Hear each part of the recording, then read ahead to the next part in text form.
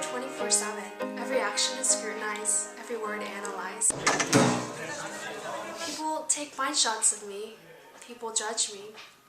People keep track of everything that I do. They never forget anything.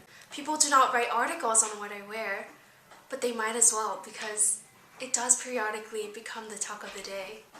I am a celebrity within my church, the pastor's kid.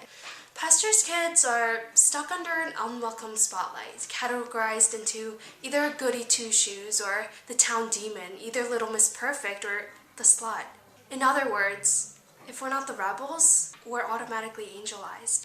When I tell people I'm a pastor's kid, I usually get responses like, "Oh, that makes sense," or "Oh, no wonder." It is as if I'm expected to act a certain way or be a certain way. Although I have despised the high standards set in stone for me, I had to get used to them because unfortunately, they started at a relatively young age. Being a PK requires much sacrifice. I sacrifice all my friends in my home. During the past 17 years of my life, I've moved about 10 times. 6 out of the 10, my dad's job was the reason. While this means that I have moved approximately every 2.5 years, this also means that I've left my family, my friends, my home about 10 times. Robert Litzinger, the author of a book entitled PK, describes the same rootlessness as I have repeatedly felt before. He says, growing up, I didn't feel like I belonged anywhere. But for me, in order to stay strong through these challenges, I've had to tell myself that everything is temporary. However, it still didn't take away the difficulty of moving. The emptiness, the loneliness, the tears, the reality of being a PK. A year and a half ago, my dad was called to the Chicago Central Korean SDA Church, and none of us really resisted, for we knew that his calling was our own.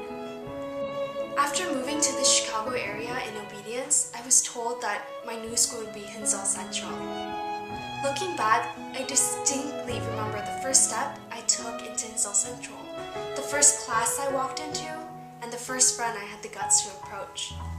Coming in 2 weeks already into the school year, Central bombarded me with painful chemistry problems and foreign faces. I knew no one at all, and no one really welcomed me. The first week of school, I went to the library during lunch, convincing myself that I had some work to do.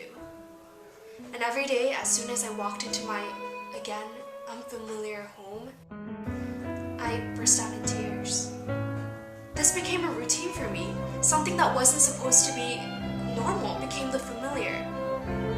But at school, I just forced on a smile, attempting to mask all the pain, the agony.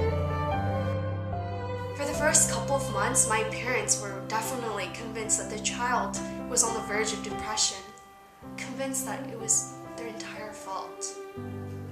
My mom would say, "Sorry, Yuna, only if we're not the pastor's family. We're both so sorry for what you have to go through because of us." And she would sob with me. And I would just reply in tears, "I hate being a PK. Why does Dad have to be a pastor? Out of all those jobs, why a pastor?" But like many say, what doesn't kill you definitely makes you stronger. And soon, school became an escape from the PK life. It's a place where I didn't have to worry about what I wore or how I portrayed myself. And a place where I could be free from my dad's overextending title. My father, who usually went off with the philosophy of ministry first, eventually learned from his previous mistakes and came to realize the greater importance of family and how much burden we were carrying as PKs and how much my brother and I really needed him as a dad. And so he changed. He is no longer the same neglectful father, determined to be more of a loving and caring dad. He now turns off his phone whenever we spend time together as a family. He gets aside more time and plans more family vacations during our breaks. And of course, he reads countless books on parenting and family ministry. His love is expressed through the daily, "How was your day?" and the nightly goodnight texts. Even small actions such as this has made a huge impact on the dynamic of our family. There are no longer awkward silences with my dad. Conversation and laughter now fill them. He says, if I fail in bringing our family to God, I fail in everything. And that's the new philosophy that he lives by. He tries his best to be a representation of God's love through sacrificing more time for family time with us. So, as tiring and as difficult it is, similar to being a celebrity, and as many sacrifices as I have had to make, being a pastor comes with a good for every bad. The pressures and the expectations encourage me to be the best I can be, and translates into high expectations I have of myself. While critical people have taught me how to deal with all the judgments and prepare me for the harsher future, the constant moving has shaped my strong, independent character. I'm now completely confident that I'll be able to adapt anywhere at any time. And for every home I've lost, I've gained another. For every friend I've left behind, I've made multiple more.